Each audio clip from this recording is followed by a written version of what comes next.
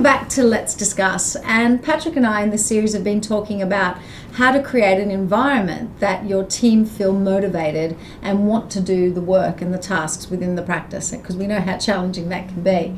And we've been using the research that came out of MIT on how to create this environment, and they came up with an acronym which is AMP: autonomy, mastery, and purpose. And we spoke about autonomy in the last session, and today it's all about mastery. So how do we create an environment where mastery is happening in the practice? Well, according to the research, which I find really interesting, is that when someone feels that they're very, very good at something, they are masters at a specific task, that is actually really motivating for the team members. To try to find team members and try to find tasks in the practice where you can upskill people so that they feel that I'm really good at this, I'm the master, I'm the go-to person for a specific task. That is very, very motivating for your team members. It certainly can be, because especially in a practice where there are really specific tasks, there's not a lot of room for progression in a smaller practice. To know that you are the go-to person for something like social media for our practice. That's me, that's my job. But your role as the practice managers, ensure that they are skilled in enabling them to be able to do that. Another one is accreditation. Yeah. I spoke to a practice manager and she said, oh, it's so hard.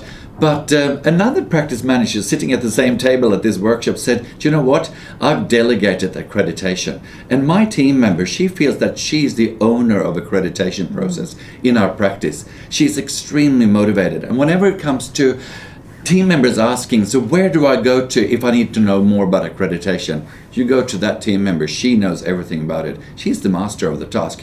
Really, really motivating. That makes you feel really good when you go home and tell your friends and your family around what you do in the practice. It shows that your role is expanded, and also that you are the person in charge of being able to do that.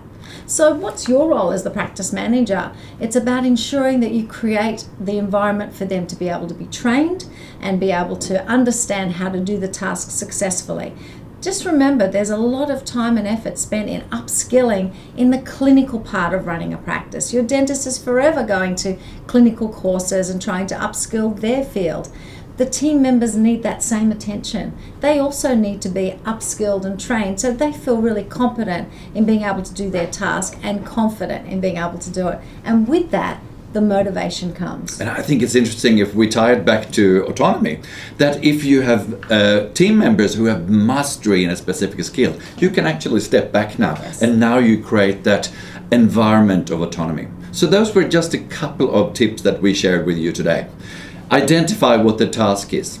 Identify who the team member is. You can become the mastery so that you can step back and let them run their job and do their job in the best possible way and feel good about themselves. In the next episode, we're going to talk about purpose and to create a purposeful environment for your team members. If you have a comment to leave about mastery, please leave that below and we'll talk about that in the next episode. See you then. See you then.